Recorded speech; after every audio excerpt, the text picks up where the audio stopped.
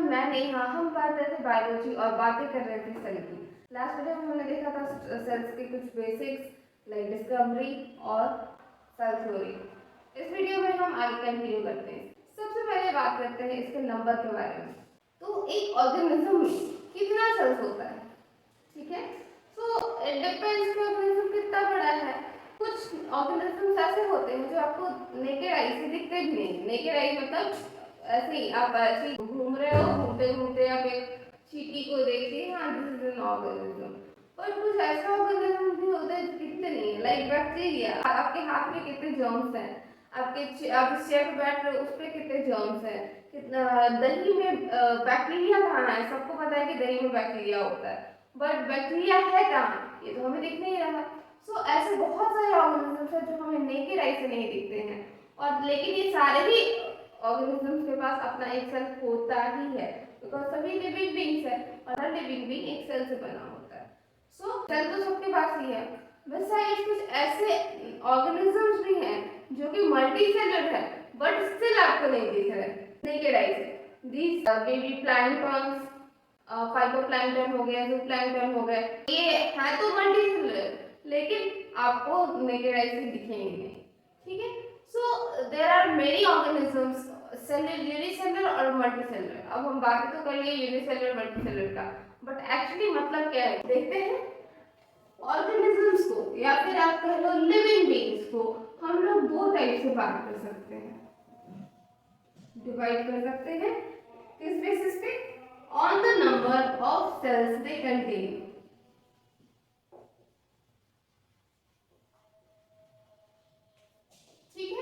Organisms को हम classify कर रहे हैं on the number of cells they have in इस बेसिस पे।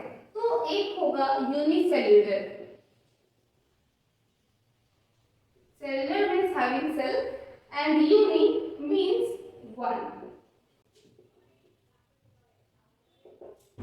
So those organisms who have only one cell are unicellular, ठीक है। So organisms with a single cell, organisms with single cell, एक ही सेल है उनके पास, ठीक है। So these are unicellular organisms. दूसरा आप देखो multicellular,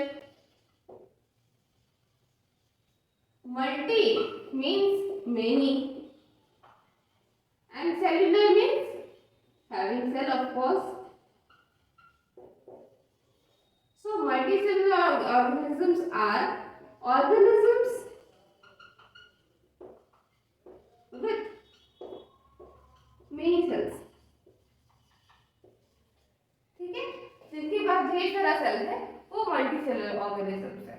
सो अब आप बताओ कुछ ऑर्गेनिजम्स हम आपको बताते हैं, आप बताओ कि वो ऑर्गेनिजम्स मल्टीसेलुलर है या यूनिसेलुलर है। सबसे पहले हम आज मल्टीसेलुलर और यूनिसेलुलर है, तो ये हम मल्टीसेलुलर ऑर्गेनिजम्स हैं बिकॉज हमारे पास इतने सारे सेल्स हैं कि हम काउंट ही नहीं कर सकते। इनफैक्ट हमारा जो ब्लड, जब हमको कट लगता है तो ब्लड निकलता है, और इस ब्लड में एक ड्रॉप ब्लड में हमारे ढेर सारे सेल्स होते हैं, लाइक हंड्रेड्स ऑफ सेल्स, ठीक है। So when we lose a drop of blood we lose so many cells, but still we lose blood almost every day, ठीक है। So we are multicellular organisms और हमारे पास ढेर सारे सेल्स होते हैं। आप इसी से इमेजिन कर सकते हो कि हमारा एक ड्रॉप ब्लड में हंड्रेड्स ऑफ सेल्स होता है, तो हमारे पूरे बॉडी में तो ब्लड फ्लो कर रहा है वो 5 लीटर, कितना सारा सेल्स होगा, billion trillion, we can not even count. Okay, so इस तरह से आपको 100 ऑर्गेनिजम्स का हम बताते हैं, आप बताना कि वो यूनिसेलुलर है या मल्टीसेलुलर है, कमेंट कर देना। First is amoeba, second is ant, third is hydra, fourth is yeast. Okay, so these 4 organisms के बारे में हम जानना चाहेंगे कि आपको क्या लगता है कि ये यूनिसेलुलर है या फिर मल्टीसेलुलर है, ठीक है। अब आगे हम बात करते हैं कि यूनिसेलुलर का तो ठीक है, यूनिसेलुलर के पास एक ही सेल होता है। अब जब एक ही सेल है उनके पास तो वो सारा ही काम इसी से कर रहे होंगे, जो भी हम पूरे ऑर्गन सिस्टम से करते हैं वो एक सिंगल सेल से वो सारे ही काम कर रहे होंगे। मल्टीसेलुलर ऑर्गेनिजम्स में कैसे होता है? मल्टीसेलुलर ऑर्गेनिजम्स में तो ढेर सारे सेल्स होते हैं, क्या सब अपना अपना काम करते हैं जिस तरह से एक यूनिसेलुलर करता है? या फिर होता क्या है इसमें। सो हम बात करते हैं ऑर्गेनाइजेशन ऑफ द बॉडी के बारे में, ठीक है। ओके, इससे पहले हम बात करें कि एक बॉडी ऑर्गेनाइजेशन क्या होता है, कैसा होता है, हम बात करते हैं डिविजन ऑफ लेबर की। और उससे पहले हम एक बात करते हैं एक एग्जाम्पल की। लेट्स से आप एक कंपनी में हो, ठीक है, कंपनी छोड़ो, आप तो स्टूडेंट्स हो, कंपनी में क्या करोगे। लेट्स से हमने आपको एक टास्क दिया, क्या टास्क दिया, आपको गार्डनिंग सीखना है, एक प्लांट का प्रॉपर केयर कैसे करते हैं ये आपको सीखना है। अब आपको हम ये सिखाएं सबसे पहले कि सोइंग कैसे करते हैं, उसके बाद फिर आपको ये सिखाएं कि उसमें बीज कैसे डालते हैं, उस बीज को कवर कैसे करते हैं, कितना कैसे उसमें पानी डालते हैं। सो आपको ये सभी सीखने में हो सकता है थोड़ा टाइम लगे, आप मिस्टेक्स ज़्यादा करोगे, आप इतना कुछ याद करना होगा, आप भूल जाओगे, नेचुरल है। पर अगर हम एक स्टूडेंट को, 3 स्टूडेंट को ले, एक को सिखाएं कि सोइंग कैसे करते हैं, दूसरे को सिखाएं कि उस बीज को डालते कैसे हैं, उसको कवर कैसे करते हैं, और तीसरे को सिखाएं कि पानी कैसे डालते हैं। सो ऑफ कोर्स यहाँ पर बढ़ जाएगा काम, को सिर्फ एक टॉपिक सीखना है। So of course that will be easy for them, easy for you to understand कि हाँ एक टॉपिक आपको पढ़ाया जाए तो आपको याद रहता है कि हाँ इसमें ये चीज़ था। बट ऐसे ढेर सारे टॉपिक्स हो जाए तो कंफ्यूजन हो जाता है एक बार में।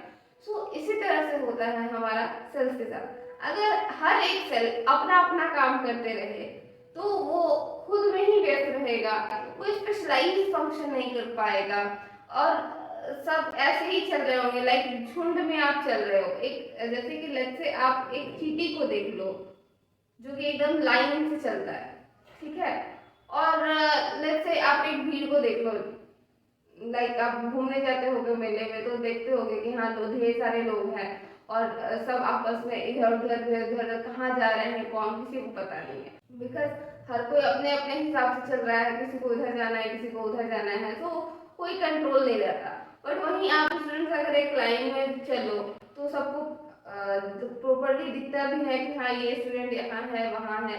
सो और हम प्रॉपरली कुछ कर भी पाते हैं, एक स्पेशल पैटर्न बना सकते हैं।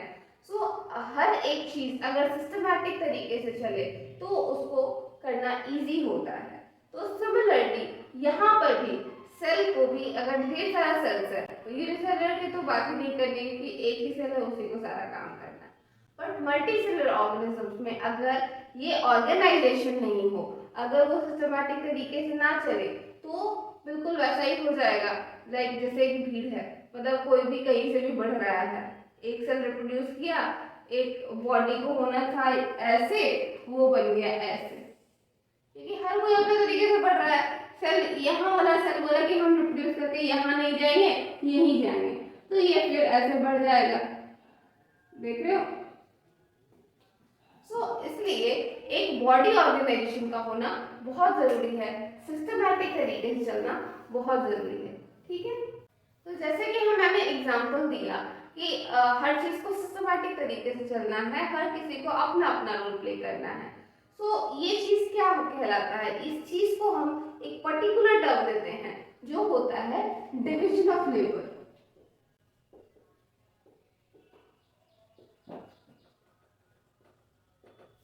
ठीक है, अब इसको बेटर तरीके से आप इस तरह से समझो, एक अमीबा, ठीक है, आपने पढ़ा होगा लास्ट क्लासेस में अमीबा का डाइजेस्टिव सिस्टम के बारे में कि वो कैसे डाइजेस्ट करते हैं, कैसे डाइजेस्ट करते हैं, कैसे एसिमिलेट करते हैं। आपने सब कुछ वो पढ़ा होगा। अब आप उसी चीज को आप कंपेयर करो हम लोग के डाइजेस्टिव सिस्टम से, ठीक है। एक अमीबा इंजेस्ट करता है फूड, कैसे करता है, तो ये सूडोपोडिया है, ये यहाँ पर उसका फूड है, ये क्या करता है अपना पारापोडिया की तरह से फैलाता है और ये कैप्चर कर लेता है, तो ये बन जाता है इस तरह से अमीबा बड़ा सा हो गया और इसके अंदर आ गया ये फूड वैक्यूम। ऐसा ही होता है इंजेक्शन। हमारे में क्या होता है, हम देखते हैं फूड, अपने हाथों से उसको तोड़ते हैं, रोटी है तो वैसे और चावल है तो उसमें दाल वाल लगा करके आराम से मुंह में डालते हैं, ठीक है। तो इसमें हमारा एक ही सेल इन्वॉल्व नहीं है, हम उसको माउथ में ले रहे हैं, इनफैक्ट माउथ में ही ढेर सारे सेल्स हैं, इसमें सबका अलग अलग काम है, टीथ हमारे च्यू कर रहे होंगे, टंग हमारे उसका टेस्ट ले रहे होंगे, हमारा ईसोफेगस थ्रोट वाला जो भी फैरिंग्स है वो उसको स्वैलो करने में बिजी है, ईसोफेगस उसको रास्ता दे रहा है पेट तक जाने का। अब पेट अलग ही काम करेगा, ठीक है। तो यहाँ तक तो बात था सिर्फ इंजेक्शन का। फिर डाइजेशन कैसे होता है, यहाँ पर एंजाइम्स घुसते हैं इस फूड वैक्यूल के अंदर हर तरफ से, और उसके बाद इसको डाइजेस्ट करना शुरू कर देते हैं। हमारे पास क्या होता है, स्टमक में वो कुछ देर आराम करता है, चर्निंग मूवमेंट्स होते हैं, HCl पेप्सिन ये सब निकलता है, उस पर काम करता है। फिर आगे ये चला जाता है स्मॉल इंटेस्टाइन में, स्मॉल इंटेस्टाइन में लीवर अपना सिक्रीशन देता है, पैनक्रियाज अपना सिक्रीशन देता है, स्मॉल इंटेस्टाइन खुद का अपना सिक्रीशन देता है, और उसके बाद फिर उस पर काम होता है। तो ये डाइजेशन में ही 2-3 ऑर्गन्स इन्वॉल्व है, ठीक है। यहाँ पर सिर्फ एक सेल, कुछ एंजाइम्स इसके, और उसके बाद क्या होता है, एब्जॉर्प्शन होता है। तो जब खाना पच गया तो सारा ही जो एनर्जी था, न्यूट्रिएंट्स था, वो सब बाहर इस तरह से निकल गया, ठीक है। So that was absorption. हमारे में एब्जॉर्प्शन के लिए विली होता है स्पेशली, जिसमें बहुत ब्लड वेसल्स होते हैं। ब्लड वेसल्स क्या करते हैं, न्यूट्रिएंट्स को अपने तरफ ले लेते हैं, और ब्लड में फिर वो पहुंच जाता है, ब्लड में भी अलग अलग सेल्स के पास जाता है।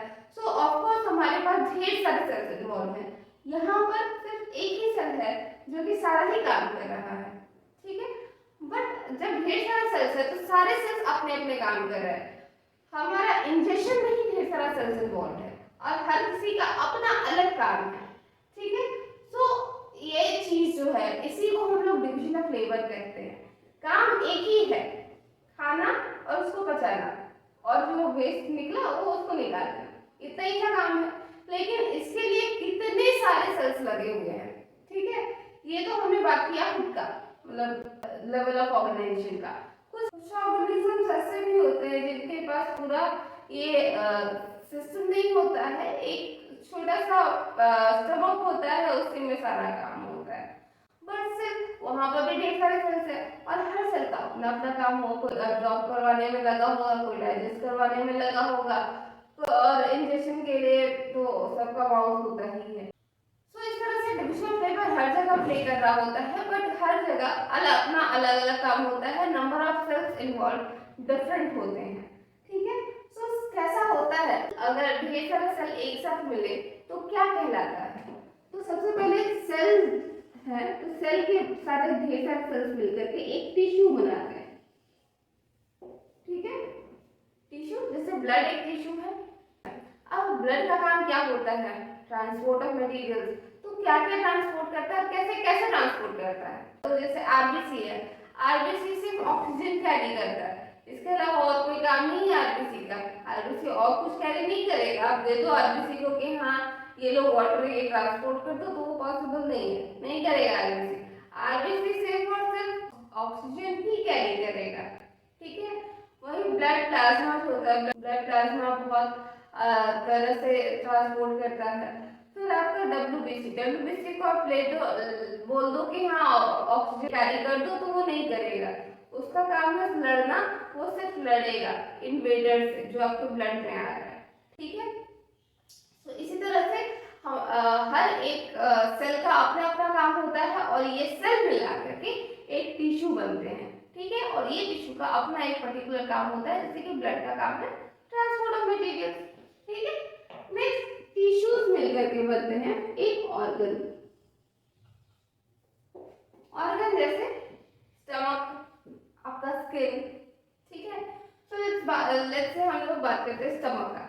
स्टमक में भी अलग अलग तरह के टिश्यूज होते हैं। कुछ टिश्यूज ऐसे होते हैं जो कि म्यूकस सीक्रेट कर रहे होते हैं, कुछ टिश्यूज HCl सीक्रेट कर रहे होते हैं, कुछ टिश्यूज पेप्सिनोजेन सीक्रेट कर रहे होते हैं, कुछ म्यूकस लाइनिंग दे रहे होते हैं, और कुछ ऐसे होते हैं जो कि इन सब के एक्शन से स्टमक को बचा रहे हैं, स्टमक को एडिशनल लेयर दे रहे हैं। कुछ मसल्स टिश्यूज भी होते हैं जो कि स्टमक को चर्निंग मूवमेंट प्रोवाइड करते हैं। सो इस तरह से एक ऑर्गन के पास ढेर सारा टिश्यूज होता है, और हर टिश्यू का अपना अपना काम होता है, और उन टिश्यूज में भी अलग अलग सेल्स होते हैं जिनके पास अपना अलग अलग काम होता है। ओके, सो ऑर्गन हो गया। अब इन ऑर्गन से मिला करके बनता है एक ऑर्गन सिस्टम। ऑर्गन सिस्टम जैसे अपना डाइजेस्टिव सिस्टम हो गया, जैसे अपना सर्कुलेटरी सिस्टम हो गया, जैसे एक्सक्रीटरी सिस्टम हो गया। लेट्स हम बात करते हैं सर्कुलेटरी सिस्टम की। क्या क्या है? ब्लड वेसल्स है, हार्ट है और ब्लड है। ब्लड ऑल्सो एक टिश्यू है बट सिर्फ इसका अपना काम है। हार्ट एक ऑर्गन है तो क्या काम है उसका? पंप करना काम है। ठीक है, ब्लड वेसल्स भी ऑर्गन में आप रख सकते हो। उसका काम क्या होता है? वो अलग अलग जगह पर ब्लड पहुंचाता है, ब्लड लेकर के भी आता है। सो ऑफ कोर्स उसका ट्रांसपोर्टेशन काम है, ब्लड ट्रांसपोर्ट करने का काम है। सो इस तरह से ऑर्गन सिस्टम में भी ढेर सारे ऑर्गन्स होते हैं और उनका अपना अपना काम होता है। ठीक है, और इन ऑर्गन सिस्टम से जाकर के बनता है एक ऑर्गेनिज्म। ठीक है, और एक ऑर्गेनिज्म में अलग अलग ऑर्गन सिस्टम होते हैं अलग अलग काम करने के लिए। एग्जाम्पल्स आपके पास ढेर सारा है। ठीक है, तो इस तरह से होता है काम एक मल्टी सेलुलर ऑर्गेनिजम्स में through division of labour. Main motive यही है कि डिवीजन ऑफ लेबर होना चाहिए। हर किसी को अपना अपना अलग अलग काम मिला हुआ होना चाहिए ताकि वो एक काम को प्रॉपर तरीके से कर सके। ठीक है, ओके। सो इतने सारे ऑर्गन्स हैं, इतने सारे सेल्स हैं, इतने सारे टिश्यूज हैं, तो क्या सारे ही सेल्स एक जैसे दिखते हैं, एक ही साइज के होते हैं? तो अब हम बात करते हैं shape and size of a cell के बारे में। ठीक है, शेप एंड साइज। सो नहीं, सबके साइज एक जैसे नहीं होते हैं। हमारे आरबीसी जो है वो 7 म्यू, तो हम आपको पहले कुछ यूनिट से वाकिफ करा रखते हैं। सबसे पहले हम बात करते हैं मीटर की, ये है हमारा एसआई यूनिट। दूसरा हम बात करते हैं सेंटीमीटर की। सेंटीमीटर होता है हमारा 10⁻⁻² मीटर। ठीक है, यानी कि अगर हम 100 सेंटीमीटर लेंगे तो ये 1 मीटर होगा। ठीक है, नेक्स्ट होता है हमारा मिलीमीटर। ये होता है हमारा 10⁻³ मीटर। शॉर्ट में आप कैसे याद रखोगे? तो 10 mm is equal to 1 centimetre होता है। ठीक है, ये था इतना तो आपने मैथ में पढ़ रखा होगा, बट इसके आगे हम बायोलॉजी में क्या क्या यूज करते हैं उसके बारे में बात करते हैं। उसके बाद हम यूज करते हैं म्यू एम। ठीक है, इसको हम माइक्रोमीटर या म्यू भी कहते हैं। ठीक है, mu M, this is mu, this is M, so mu. ठीक है, माइक्रोन भी कहेंगे या आप इसको माइक्रोन कह सकते हो। ठीक है, और ये कितना होता है? ये होता है 10⁻⁻6 मीटर, यानी कि आप 1000 माइक्रोमीटर लोगे तब जाकर के ये 1 मिलीमीटर बनेगा। ठीक है, इसके आगे और भी होता है और हम बता देते हैं, और उसका जरूरत हमें बहुत कम ही पड़ेगा, फिर भी बता देते हैं। दिस इज एनएम, नैनोमीटर कहते हैं इसे।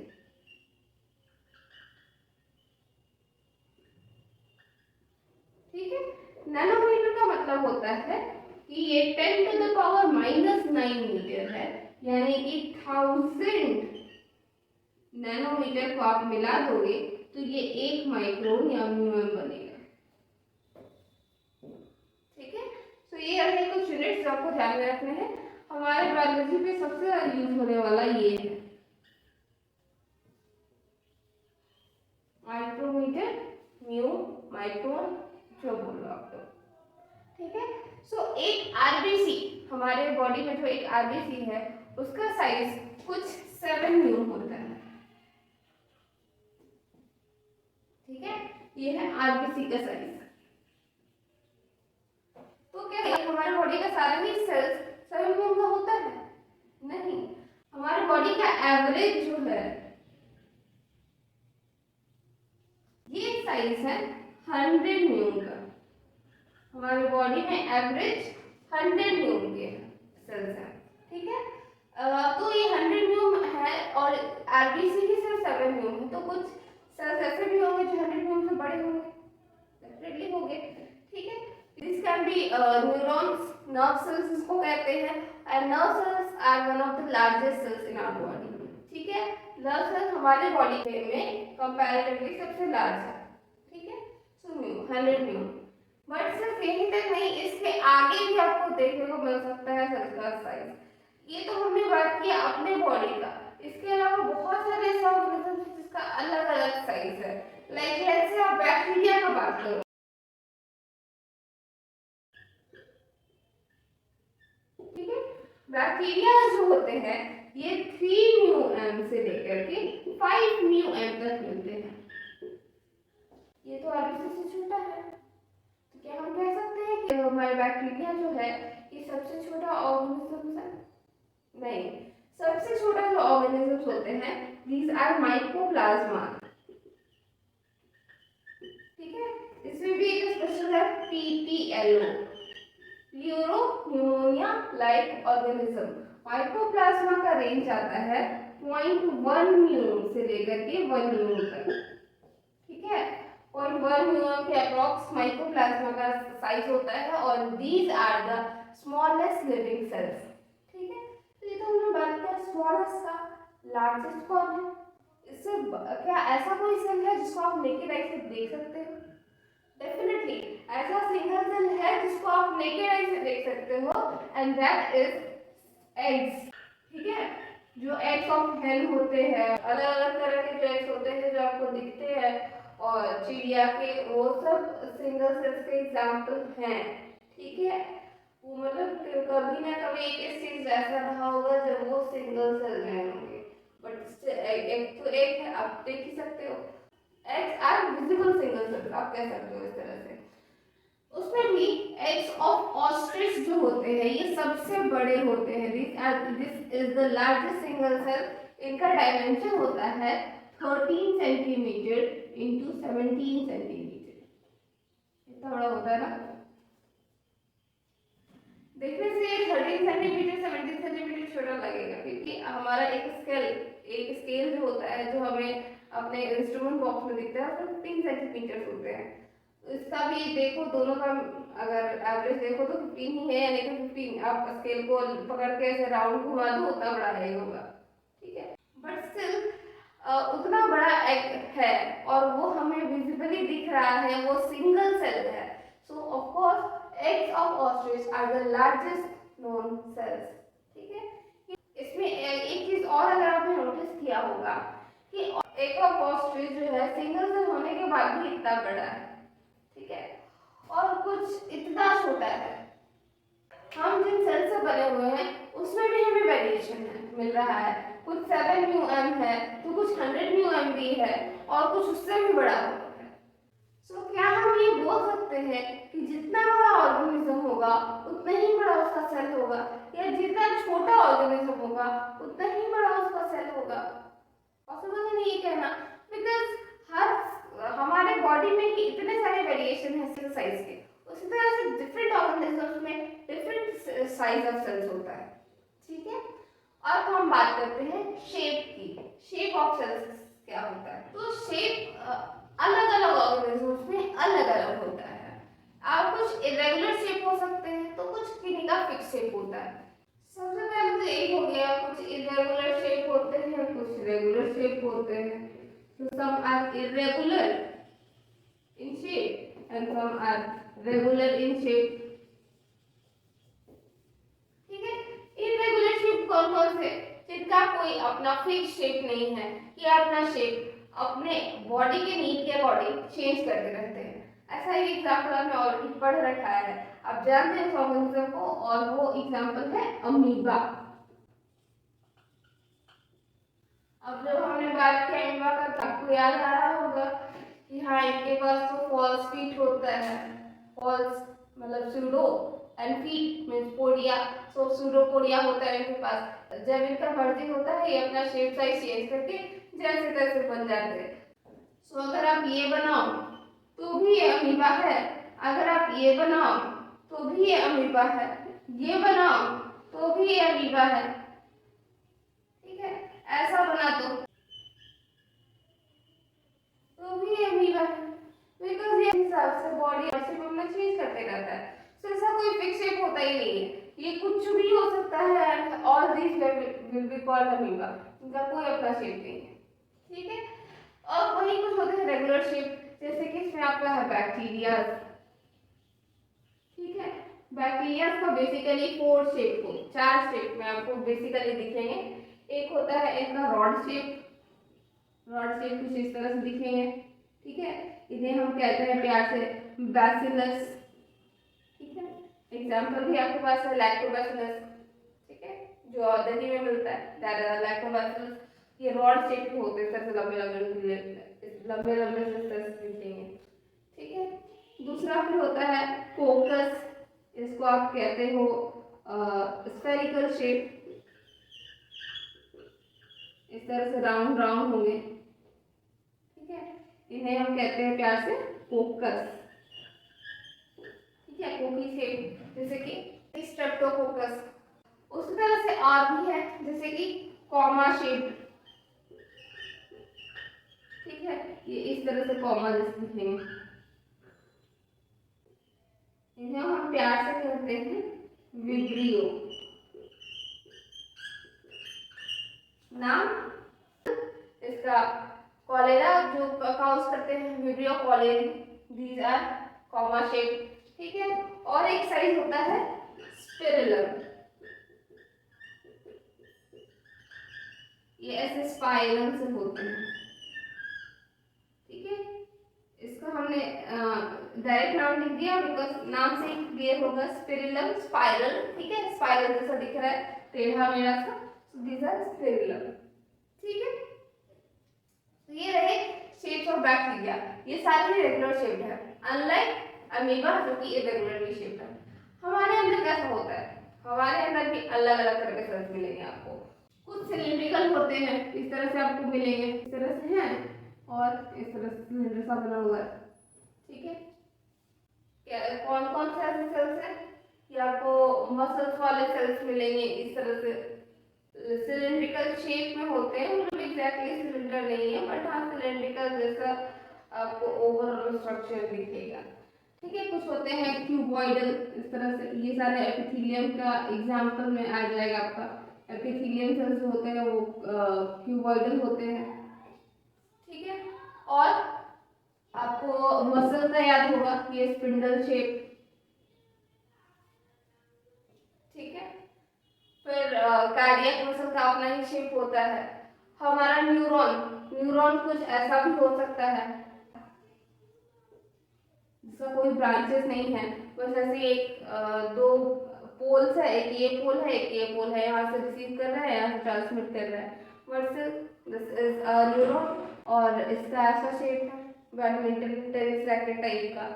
फिर आपको आरबीसी का भी याद होगा, आरबीसी इस तरह से होते हैं पेड़ा जैसा आपने देखा है ना कि राउंड होता है और बीच से इस तरह से दबा हुआ रहता है, कॉनकेव शेप, ठीक है।